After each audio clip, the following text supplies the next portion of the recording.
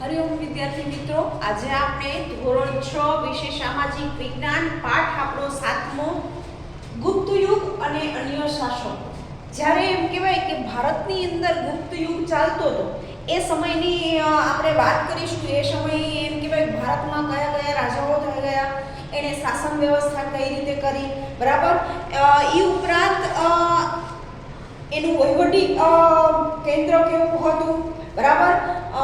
એ ઉપરાંત સ્થાનિક વહીવટી, પ્રાંતીય વહીવટી, એ બધી જ માહિતી આપણે આજના વિડીયોની અંદર જોઈશું વિદ્યાર્થી મિત્રો. તો ખાસ આપણે પહેલા જોઈએ છીએ કે ભાઈ એ સમયની અંદર આપણે ચંદ્રગુપ્ત, બરાબર. આ તમે નામ સાંભળો તો ભાઈ આના ઉપર એમ કહેવાય કે ભાઈ ટીવીની અંદર ટીવી સિરિયલ પણ બનેલી છે, બરાબર. ચંદ્રગુપ્ત રાજા ઉપર એમ કહેવાય કે આખી સિરિયલ પણ બનેલી છે. એમના વિશે તમારે જો વધારે ડિટેલમાં જોવું હોય તો ભાઈ આ સિરિયલ તમને ગમે ત્યાંથી જોવા મળે તો ભાઈ ખાસ જોજો, બરાબર. શું કામ કે એ સમયના એ યુગની અંદર કઈ રીતે ભાઈ કામ થયેલું છે, કયા કયા રાજા હતા, એમની રહેણી કહેણી, પહેરવેશ, બરાબર, રીત રિવાજ, આ બધું જ તમને એ સિરિયલની અંદર પણ જોવા મળશે. પહેલા આપણે જોઈએ છીએ કે ભાઈ પહેલો રાજા કોણ હતો, તો ભાઈ ચંદ્રગુપ્ત, બરાબર. પહેલો ચંદ્રગુપ્ત પહેલો એ ભાઈ પ્રથમ આપણે રાજા જોવા મળે છે. ઈસુની 3જી સદીના મગધમાં પ્રભાવશાળી એમ કહેવાય ભાઈ ગુપ્ત યુગ હતો. ઈસુ ખ્રિસ્તની 3જી સદી તમે યાદ કરો તો એ સમયે એમ કહેવાય ભાઈ આ ગુપ્ત શાસન ચાલતું હતું, જેમાં એમ કહેવાય કે ભારતમાં રાજકીય એકતા અને સુરક્ષા સ્થપાઈ હતી, એવું આપણે કહીએ ભાઈ સુરક્ષા સ્થપાઈ હતી. એ સમયે એમ કહેવાય કે એ યુગની અંદર ભાઈ શરૂઆત થઈ હતી. દરેક રાજાઓને જે એમ કહેવાય કે અરસપરસ ઝઘડાઓ કરતા હતા, એની બદલે એમ કહેવાય કે ધીમે ધીમે લોકોમાં એકતા થવા લાગી ગઈ, બરાબર. શું કામ ભાઈ આપણે એક થઈને રહીશું તો ભાઈ ગમે એવી મુશ્કેલી આવશે તો ભાઈ એ મુશ્કેલીનો આપણે સામનો કરી શકશું, બરાબર. ગુપ્ત યુગને ભારતનો સુવર્ણ યુગ પણ કહેવામાં આવે છે. ભારતનો સુવર્ણ યુગ.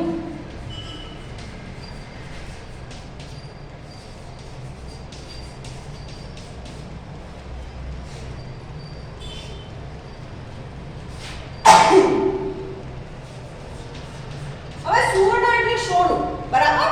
હવે ગુપ્ત યુગને તમે જુઓ ભાઈ આપણે સુવર્ણ યુગ તરીકે એટલા માટે કહેવામાં આવે છે કે એ સમયે આપણી પ્રજા કેવી હતી, સુખી સંપન્ન હતી. બધાને પૂરતી જરૂરિયાત મુજબ બધી વસ્તુઓ મળી રહેતી હતી. એટલા માટે આપણે ગુપ્ત યુગને ભાઈ સુવર્ણ યુગ તરીકે ભાઈ કહેતા હતા. પ્રગતિ એ આબાદી સમ્રાટોએ લોકોને શાંતિ સમૃદ્ધિ આપી, જેથી એમ કહેવાય કે પ્રશંસનીય અનેક વિદેશી મુસાફરોએ આ વસ્તુ નોંધ કરેલી આપણે જોવા મળે છે. એના ઉપરથી આપણે કહી શકીએ કે ભાઈ ગુપ્ત યુગ છે એ ભાઈ સુવર્ણ યુગ છે, બરાબર. પહેલો ટોપિક આપણો જોઈશું ભાઈ ચંદ્રગુપ્ત પહેલો. ચંદ્રગુપ્ત પહેલો એ મગધ સામ્રાજ્યની શ્રીગુપ્ત વંશનો સ્થાપક હતો. હવે નાના પ્રશ્નની અંદર તમને પૂછવામાં આવે કે ભાઈ શ્રીગુપ્ત યુગનો સ્થાપક કોણ હતો, તો આપણે યાદ રહેવું જોઈએ કે ગુપ્ત વંશનો સ્થાપક શ્રીગુપ્ત.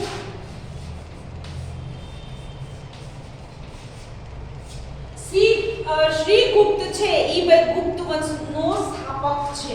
ભાઈ એણે શરૂઆત કરી. ભાઈ એની શરૂઆત કરનાર કોણ છે એવું પૂછવામાં આવે તો પણ આપણે યાદ રહેવું જોઈએ ભાઈ શ્રીગુપ્ત છે એ ગુપ્ત વંશનો સ્થાપક હતો. એનો પુત્ર ઘટોત્કચ ગુપ્ત યુગનો હતો. ઘટોત્કચ પછી અનુગામી રાજા તરીકે ચંદ્રગુપ્ત પ્રથમ, જે 319મી સદી, બરાબર, 319મી સદીની અંદર એમ કહેવાય કે પાટલીપુત્રની ગાદીએ આવ્યો હતો. આ વસ્તુ યાદ રાખજો. શું કામ ભાઈ ક્યાંક ને ક્યાંક આપણે સાલ પૂછવામાં આવે તો ભાઈ યાદ રહેવી જોઈએ ભાઈ ગુપ્ત યુગની શરૂઆત ક્યાંથી થઈ હતી, તો ભાઈ 319ની સદીની અંદર એમ કહેવાય કે ભાઈ પાટલીપુત્ર હતો એ ગાદીએ બેઠેલો હતો. ગાદીએ બેઠવાનો અર્થ શું થાય છે કે ભાઈ એને રાજનો કારભાર આપવામાં આવેલો છે, બરાબર. ગાદીએ બેસવાનો અર્થ એ થાય છે કે આખા રાજ્યની ભાગદોડ છે એ વ્યક્તિના હાથમાં સોંપવામાં આવે છે. પછી છે તેણે શક્તિશાળી લીછવી કન્યા લીછવી વંશની જાતિની કન્યા કુમારદેવી સાથે લગ્ન કર્યા હતા. ભાઈ લગ્ન કોની સાથે કર્યા? ભાઈ ચંદ્રગુપ્ત પહેલાએ તો ભાઈ કુમારદેવી. હવે કયા વંશની હતી? તો ભાઈ લીછવી વંશ. આપણે નાના પ્રશ્નોની અંદર આવી વસ્તુ તમને પૂછાઈ શકશે, ભાઈ આપણે યાદ રહેવી જોઈએ. પછી છે ભાઈ એ લગ્ન કર્યા પછી લીછવી વંશ સહાયને મગધના રાજ્યનો વિસ્તાર કર્યો. હવે તમે વિચારો ભાઈ એની સાથે લગ્ન કરવા પાછળનો ઉદ્દેશ શું હતો? ભાઈ એ પણ પોતાના રાજ્ય ભાઈ ગુપ્ત રાજ્ય સાથે જોડાઈ જાય અને એનો પણ ભાઈ રાજ્ય વિકાસ થાય. મગધ જે રાજ્ય હતું એ રાજ્ય વિસ્તાર વધતો જાય એ પ્રયાસ આપણે અહીંયા જોવા મળે છે. તેણે મગધની પાસે પ્રયાગરાજ સાંકેત જીતી લઈ અને મગધનો વિસ્તાર વધાર્યો. મહારાજને એમ કહેવાય કે બદલે મહારાજા ધીરાજ જેવું ગૌરવ પ્રદાન બિરુદ પણ ધારણ કર્યું. પોતાની સત્તા અને પ્રતિષ્ઠા છે પ્રતિનિધિ કરાવવા સૌને સિક્કા બહાર પડાવ્યા. સોનાના સિક્કા છે. તમે વિચારો કે એ સમયની અંદર જે ચંદ્રગુપ્ત પહેલો હતો પોતાની માન પ્રતિષ્ઠા વધારવા માટે ભાઈ સોનાના સિક્કા ભાઈ બનાવવાનું શરૂ કર્યું અને એનું આપલે શરૂ કરી. એના સમયની અંદર એમ કહેવાય ભાઈ આ વસ્તુનું ચલણ શરૂ થયું.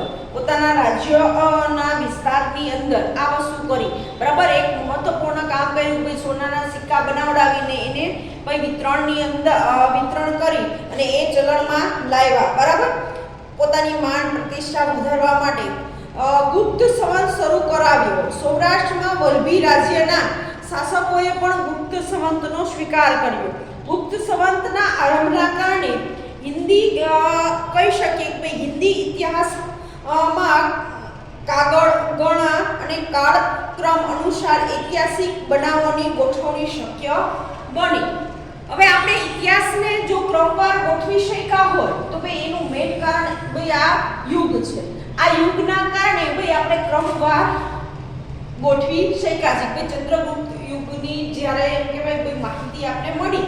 બરાબર, ધીમે ધીમે પછી એક બીજો ત્રીજો ચોથો એમ જે આખા વંશનું આપણે માહિતી એકઠી થઈ એના કારણે એમ કહેવાય કે ઇતિહાસની અંદર આ યુગને આપણે ક્રમશઃ ભાઈ ગોઠવી શક્યા છે. પછી છે ભાઈ સમ્રાટ ચંદ્રગુપ્ત. ચંદ્રગુપ્ત પહેલાના સમય પછી ભાઈ કોણ આવે છે? તો ભાઈ સમ્રાટ ચંદ્રગુપ્ત. તો ચંદ્રગુપ્ત પ્રથમ પછી તેનો પ્રતાપી પુત્ર સમુદ્રગુપ્ત. આનો પુત્ર કોણ છે? તો ભાઈ સમુદ્રગુપ્ત. આપણે એક પછી એક વસ્તુ યાદ રહેવી જોઈએ. ભાઈ એના પુત્રએ ગાદી ઉપર આવ્યો અને એને પણ ગાદી સંભાળી અને લોકોનો વ્યવહાર બધો સંભાળી લીધો. અને પછી આપણે શું પ્રયાગ છે, સ્તંભાલેખ છે તેના સિક્કાઓમાંથી મળે છે. પ્રસ્તાપી રાજકવિ હરિશેણે રચેલી છે. તેમાં સમ્રાટ સમુદ્રગુપ્ત દિગ્વિજયો અને સાંસ્કૃતિક સિદ્ધાંતોનું વર્ણન છે. હવે એક કવિના વર્ણનમાં પણ એમ કહેવાય કોઈ સમુદ્રગુપ્તનું વર્ણન કરેલું છે કે એક સારો દિગ્ગજ પ્રતાપી હતો, હોશિયાર હતો. બરાબર, એમ કહેવાય કે બધા જ ગુણો એ રાજાની અંદર હતા. કયા? ભાઈ સમુદ્રગુપ્તની અંદર. એ કાવ્યમાં ના પઠન ઉપરથી આપણે ભાઈ જાણી શકીએ છીએ.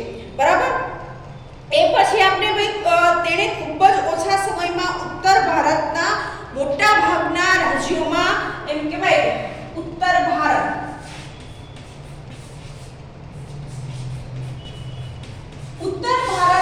જે આખો વિસ્તાર છે, આસપાસનો જે વિસ્તાર છે એ ભાઈ સમુદ્રગુપ્તે ધીમે ધીમે પોતાની અંડરમાં લઈ લીધો. ભાઈ પોતાનો રાજ્ય વિસ્તાર વધાર્યો અને એ વહીવટ કરવા લાગ્યો. રાજાઓને હરાવીને તેમના રાજ્યો ખાલસા કરાવી બદલે તેણે ખંડણીના રાજ્યોમાં જેટલા રાજાઓ હરાવ્યા તેને રાજાઓને હરાવી અને ખંડણીમાં ભાઈ દાખલ કર્યા. ડાપણપૂર્વક પુનઃસ્થાપિત કર્યું અને રાજ્યનો વહીવટ ચલાવવા રાજ્યપાલો અને અધિકારીઓની નિમણૂક કરી.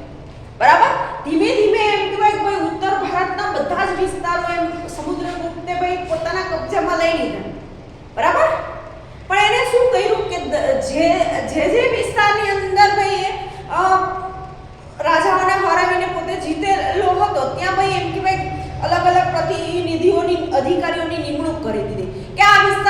વહીવટની જવાબદારી તમારી, બરાબર. એ રીતે એમ કહેવાય કે આખી એમને ગોઠવણ કરેલી આપણે જોવા મળે છે. પછી છે સમુદ્રગુપ્ત મહાન વિજેતા સંસ્કારી સમ્રાટ હતો. સાહિત્યિક સિદ્ધિ તથા ચારિત્ર્ય પણ નોંધપાત્ર હતું. અનેક કાવ્યોની રચના કવિરાજના બિરુદ મેળવ્યા હતા. તમે જુઓ, પ્રતાપી, દિગ્વિજય, બરાબર, પરાક્રમી, આ બધા જ ગુણ હતા. સાથે સાથે સંસ્કારી, આપણે કહી શકીએ કે એ યુગની અંદર સૌથી સંસ્કારીમાં સંસ્કારી ભાઈ સમુદ્રગુપ્ત આપણે રાજા જોવા મળે છે કે એની અંદર અખૂટ સંસ્કાર ભરેલા આપણે જોવા મળે છે. એ ઉપરાંત સારો એવો કવિ પણ છે, બરાબર. કવિવરનું એને બિરુદ આપવામાં આવ્યું છે. તમે વિચારો કે ભાઈ સારું એવું લખાણ પણ એ સમયની અંદર બે એ કરી શક્યો હતો. પછી આપણે જોઈએ છીએ કે ભાઈ કમનસીબે તેનું આજે એક પણ કાવ્ય મળતું નથી. એ સિક્કામાં સમુદ્રને વીણા વગાડતો દર્શાવવામાં આવ્યો છે. તેનો સંગીત પ્રેમી પણ હતો. હવે એ સમયના જે સિક્કા દર્શાવવામાં આવ્યા છે એ સિક્કામાં એમ કહેવાય કે ભાઈ સમુદ્રગુપ્તને વીણા વગાડતો દર્શાવવામાં આવ્યો છે. એના ઉપરથી આપણે કહી શકીએ કે ભાઈ સમુદ્રગુપ્તને સંગીતનો પણ શોખ હશે. તમે વિચારો કે એ સમયે એને કાવ્ય લખવાનો શોખ હતો, પણ એના કાવ્યો આપને મળી શક્યા નથી. એ આપણા કમનસીબ છે. સારા એવા રાજાને એમ કહેવાય કે ભાઈ કવિતા લખવાનો શોખ હતો ને એ કાવ્ય આપણે મેળવી નથી શક્યા. પણ જે સિક્કાઓ છે એની માહિતી ઉપરથી આપણે ઘણી બધી વસ્તુ જાણી શકીએ કે ભાઈ એ સંગીતનો પણ શોખીન હતો. કવિની સાથે સાથે ભાઈ સંગીત કલા પ્રેમી પણ હતો, એવું પણ આપણે કહી શકીએ છીએ. શાસન દરમિયાન એક મંદિર, બૌદ્ધ વિહાર, જૈન ઉપાસનો બંધાવ્યા, અશ્વમેઘ યજ્ઞ કર્યો. તેણે સિક્કા પડાવ્યા.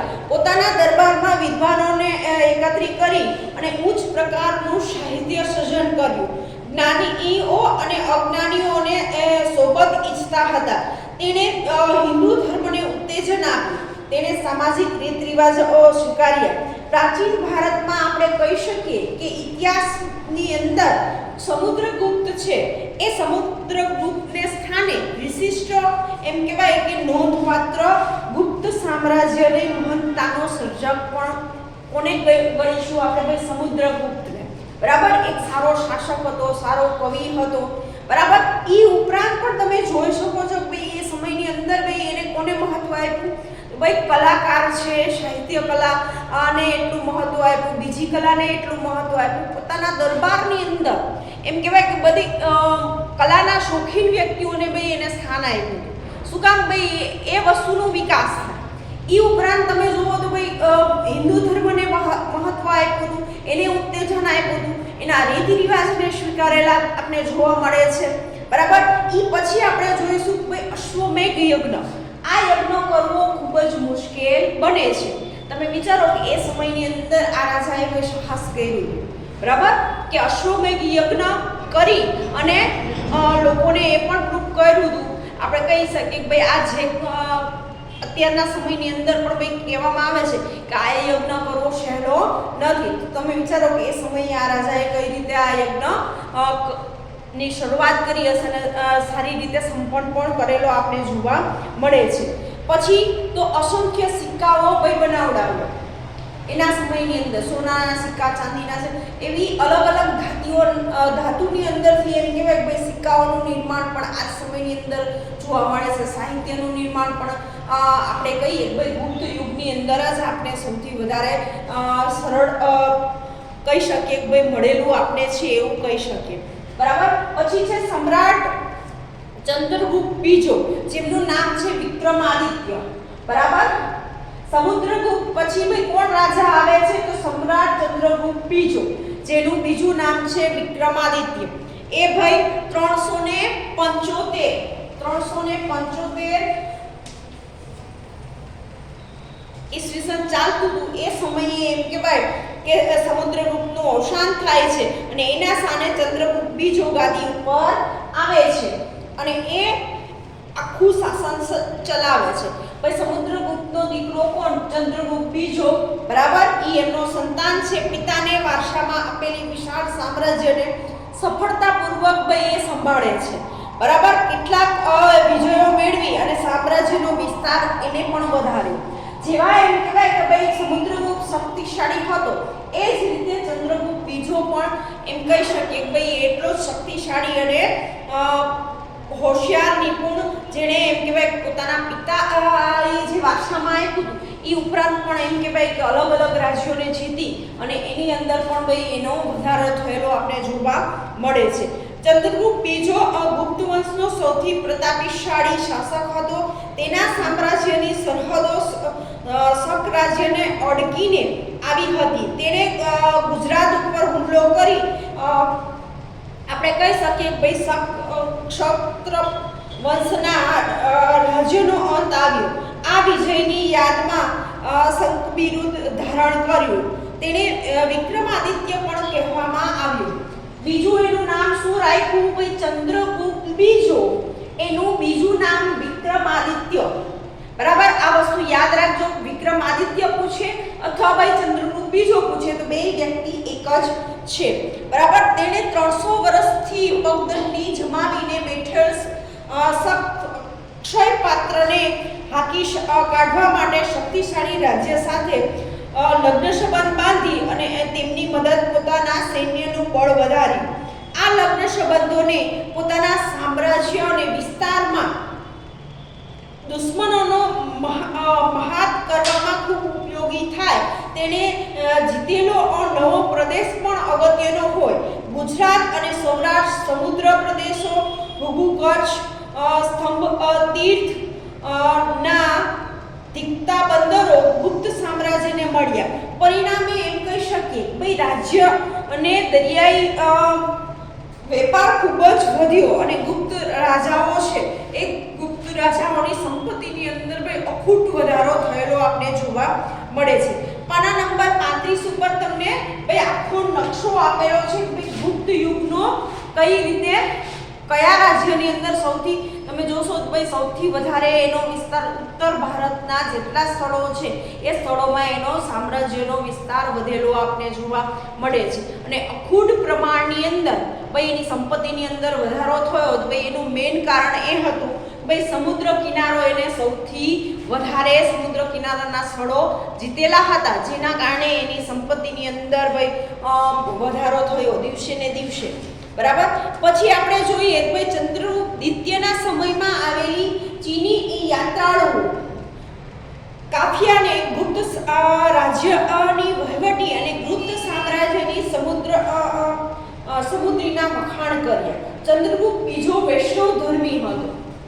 હવે બીજી એ વસ્તુ આપણે જોવા મળી કે વૈષ્ણવ ધર્મ. હવે એ સમયની અંદર આપણે જોવા જઈએ તો ભાઈ ધર્મને વધારે મહત્વમાં આપવામાં ભાઈ તમે કયો ધર્મ પાળો છો. બરાબર, શું કામ કે એ સમયે રૂઢિચુસ્તતા વધારે આપણે જોવા મળે છે. ભાઈ ચંદ્રગુપ્ત બીજો તો એ વૈષ્ણવ ધર્મી હતો. આવું પૂછવામાં આવે તો પણ આપણે યાદ રહેવું જોઈએ ભાઈ ચંદ્રગુપ્ત બીજો છે એ વૈષ્ણવ ધર્મ પાળતો હતો. બરાબર, હોવા છતાં ધર્મો પ્રત્યે ખૂબ આદર ભાવ હતો. પોતે ભલે વૈષ્ણવ ધર્મ પાળતો હતો એને બીજા ધર્મો પ્રત્યે ભાઈ નફરત નહોતી. એ શિવપંથી હોય કે રાજમંત્રી વરસેન શૈવધર્મી હતા. રાજધાની પાટલીપુત્ર અનેક બૌદ્ધ મઠો ને આવી અસંખ્ય એમ કહેવાય કે બીજા ધર્મની વસ્તુની અંદર પણ એ એટલો જ ઉત્સાહથી એમ કહેવાય બધી વસ્તુની અંદર ભાગ લેતો હતો. બરાબર, ભલે પોતે વૈષ્ણવ ધર્મી હતો. ભાઈ શૈવ ધર્મ પાળનાર લોકોને ભાઈ એ રોકતો નહોતો. એ પણ એમ કહેવાય ભાઈ ધર્મની અંદર ભાઈ એક જ વસ્તુ કહેવામાં આવી છે, ભાઈ એક જ સંદેશ છે એ વસ્તુ લોકોને સમજાવતો હતો. એ ઉપરાંત આપણે જોઈએ કે ભાઈ એના શાસન દરમિયાન સાંસ્કૃતિક સિદ્ધિના કારણે ગુપ્ત યુગને સુવર્ણ યુગ પણ કહેવાય છે. ભાઈ સાંસ્કૃતિક વસ્તુઓ એના યુગની અંદર તમને વધારે જોવા મળશે. સાહિત્યનું લેખન લઈ લો, સંગીત કલા લઈ લો, બરાબર, ચિત્રકલા લઈ લો, એ બધી જ વસ્તુઓની અંદર એમ કહેવાય કે વધારે વિકાસ થયો હતો. એના કારણે આપણે કહી શકીએ છીએ કે ભાઈ ગુપ્ત યુગ છે એ એક સુવર્ણ યુગ છે. બરાબર, વિદ્વાનો, કવિઓ, આશ્રયદાતાઓ, સંસ્કૃતિ ભાષાના મહાન કવિ, નાટ્ય લેખક કાલિદાસ તેના રાજકવિ હતા. હવે કાલિદાસને આપણે ભૂલી શકતા નથી. બરાબર, તમે વિચારો કે એ સમયની અંદર રાજકવિ હતા ગુપ્ત યુગની અંદર? તો ભાઈ કાલિદાસ.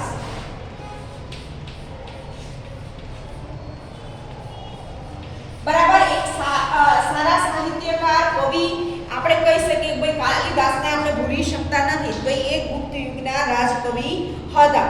બરાબર. ઈ ઉપરાંત આપણે જોઈએ કે ભાઈ સંસ્કૃત ભાષાના મહાન કવિ નાટ્યકાર કાલિદાસ. નાટક પણ સારી એવા રચના થયેલા આપણે જોવા મળે છે સંસ્કૃત ભાષાની અંદર. એ ઉપરાંત ધન્વંતરી રાજવેદ હતા.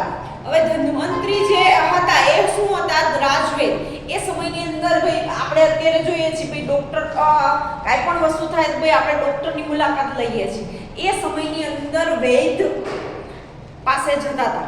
કાંઈ પણ વસ્તુ થાય છે લોકોને તો ભાઈ વૈદની મુલાકાત લેતા હતા. ભાઈ હું કયો ઉકાળો પીશ અથવા તો ભાઈ કઈ વસ્તુ કરીશ કે જેના કારણે મારા શરીરની અંદર કાંઈ પણ બીમારી થઈ છે ભાઈ એ વસ્તુને આપણે દૂર કરી શકીએ. બરાબર. એના માટે વૈદની મુલાકાત લેવામાં આવતી હતી. એ ઉપરાંત વૈજ્ઞાનિક મિહિર, વેતાલ ભટ્ટ, અમરકોશ રચયિતા અમરસિંહ જેવા રત્નોથી રાસ દરબાર એનો શોભતો હતો. બરાબર. તમે વિચારો કે ઈ ઉપરાંત સમયના શિલ્પકાર, સ્થાપત્યકાર, ચિત્રકાર નો સુંદર વિકાસ થયેલો આપણે જોવા મળે છે. અજંતાના ઘણા કલા મંડળો તેના સમયમાં તૈયાર થયેલા છે. રાજધાની પાટલીપુત્ર અનેક બૌદ્ધ મઢો બંધાવ્યા હતા. દિલ્હી પાસેનો મેહરોલી લોહ સ્તંભ તેના સમયમાં સ્થપાયો છે, જેને સદીઓ સુધી એમ કહેવાય કે તાપ વરસાદમાં રહેવા છતાં કાટ લાગતો નથી. દિલ્હીની અંદર એમ કહેવાય કે મેહરોલી સ્તંભ આવેલો છે. આ સ્તંભ એવો છે કે તાડ, તડકો, વરસાદ બધું જ એના ઉપર પડે છે ભાઈ એને કશું થતું નથી કાટ લાગતો નથી. એમ કહેવાય કે ભાઈ એનો કલર ચેન્જ થતો. બરાબર. કોઈ પણ વસ્તુ એમ કહેવાય કે આ સ્તંભ ઉપર થતી નથી. એ આજે ને તમે વિચારો કે 375 કે 300 ને એ સદી થી લઈ અને આપણે વિચારીએ તો અત્યારે 21મી સદી ચાલે છે. તો આટલા વર્ષો થઈ ગયા છતાં પણ આ સ્તંભમાં કોઈ પણ જાતનો ફેરફાર થયેલો આપણે જોવા મળતો નથી. બરાબર. આ ઉપરાંત પાટલીપુત્ર ઉજ્જૈન બીજી રાજધાની બની. રાજ્યોને જુદા જુદા વહીવટી એકમોમાં વહેંચવામાં આવી. શું કામ કે આપણે ખબર છે જેટલો રાજ્ય વહીવટ વધે છે એમ આપણે અલગ અલગ વ્યક્તિને અલગ અલગ વિસ્તાર સોંપવો પડે છે. જેમ વર્તમાનમાં આપણે કરીએ છીએ એ જ રીતે એ સમયની અંદર પણ ભાઈ આ વસ્તુ થતી હતી કે અલગ અલગ અધિકારીઓને નિમી અને રાજ્ય વહીવટ સોંપવામાં આવતો હતો. બરાબર. સુવ્યવસ્થિત વહીવટી ચલાવો અને લગભગ 414 ના અરસામાં ઈસવીસન 414 અરસામાં મહારાજ સમ્રાટ ચંદ્રગુપ્ત વિક્રમાદિત્યનું અવસાન થાય છે. વિક્રમાદિત્ય ભાઈ 414 ના યુગની અંદર ભાઈ એ મૃત્યુ પામે છે. એના પછી કોણ ગાદી ઉપર આવે છે? તો કુમારગુપ્ત.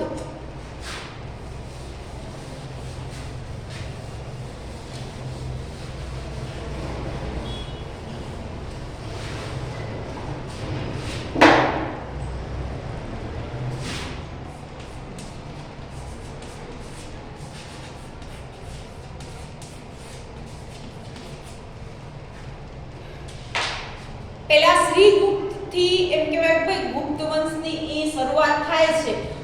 ચંદ્રગુપ્ત પહેલો, બરાબર, ચંદ્રગુપ્ત બીજો, એ પછી આપણે આવે છે કુમારગુપ્ત પહેલો. બરાબર. કુમારગુપ્ત પહેલો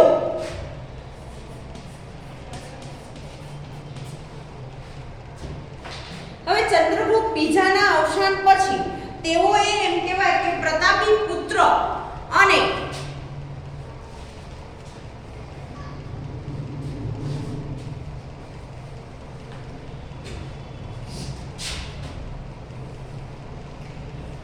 કુમારગુપ્ત પહેલાને ગાદીએ આવ્યો અને શાસનકાળ દરમિયાન સમૃદ્ધિનો યુગ હતો. વિશાળ સામ્રાજ્યને જાળવી રાખવું, સમયમાં પુષ્પમિત્ર જાતિના લોકોએ એમ કહેવાય કે ભાઈ બળવો કર્યો હતો. આ બળવાને તેના પુત્ર સંદુપ્તે તરત જ સમાવી લીધો હતો. તેના સમયની અંદર સામ્રાજ્યની ઉત્તર સરહદે તૃણોએ હુમલો શરૂ કર્યો અને સ્કંદગુપ્તે તેને પણ પાછા કાઢ્યા હતા. કુમારગુપ્ત કારકિર્દીનો ભક્ત હતો. તેણે ધર્મશેષનો રાજા હતો. બૌદ્ધ અને જૈન ને પણ દાન આપ્યા હતા. નાલંદા વિદ્યાપીઠ જે છે એ પ્રસિદ્ધ બૌદ્ધ વિદ્યાપીઠને તે સમયમાં સ્થાપના થઈ હતી અને અજંટાની કેટલીક ગુફાઓમાં એ સમયની અંદર તૈયાર થયેલી આપણે જોવા મળે છે. કયા યુગની અંદર? કુમારગુપ્ત પહેલાના યુગની અંદર. આ વિડીયોની અંદર આપણે આટલા પોઈન્ટની ચર્ચા કરી.